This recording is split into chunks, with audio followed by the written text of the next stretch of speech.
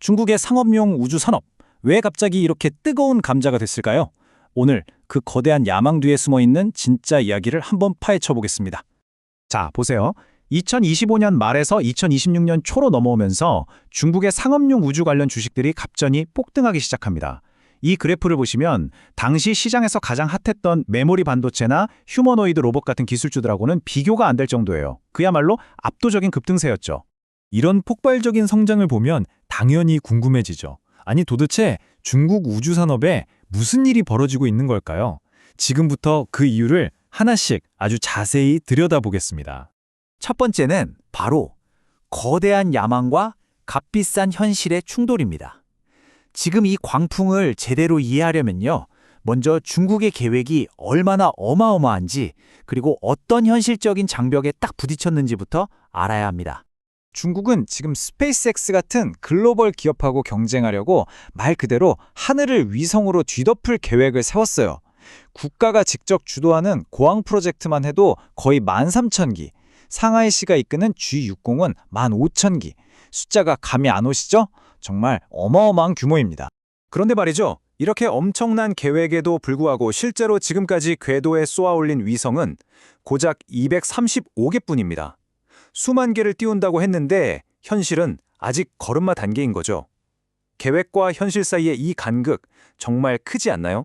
바로 이 비용이 핵심 문제입니다. 그래프를 한번 보세요. 중국의 로켓 발사 비용이 미국의 스페이스X보다 무려 4~5배나 비쌉니다.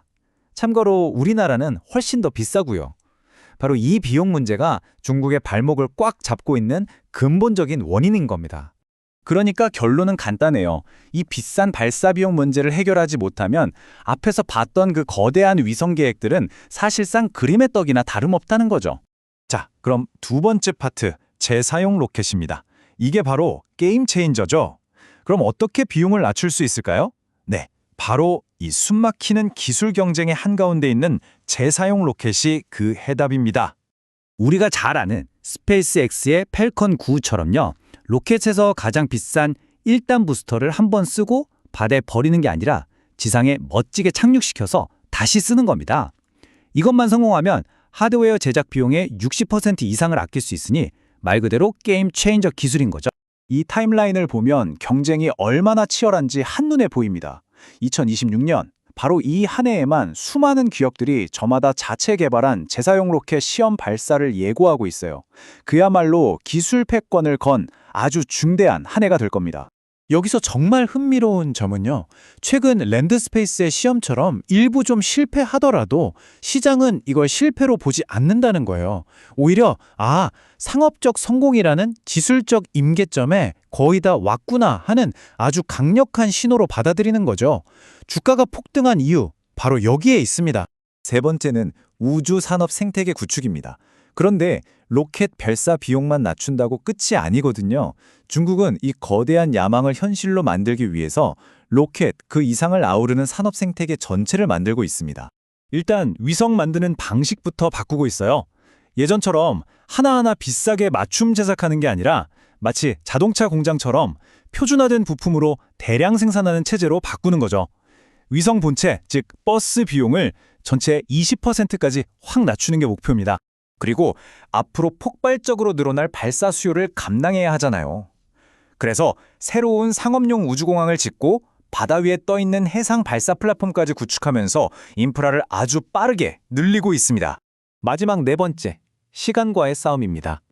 자, 거대한 야망도 있고 기술적인 문제도 있고 또 그걸 풀 해결책도 봤습니다.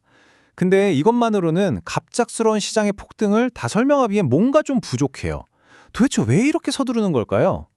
마지막 퍼즐 조각이 바로 여기에 있습니다. 정답은 바로 국제전기통신연합 ITU의 국제 규정 때문입니다. 여기가 뭐 하는 곳이냐면 전 세계 통신 주파수랑 위성 궤도를 관리하는 국제기구거든요. 이 규정에 따라서 중국은 핵심 프로젝트인 GW의 궤도와 주파수를 찜으려면 2029년까지 약 1,300개의 위성을 반드시 궤도에 올려놔야만 합니다. 이건 그냥 이랬으면 좋겠다 하는 목표가 아니에요.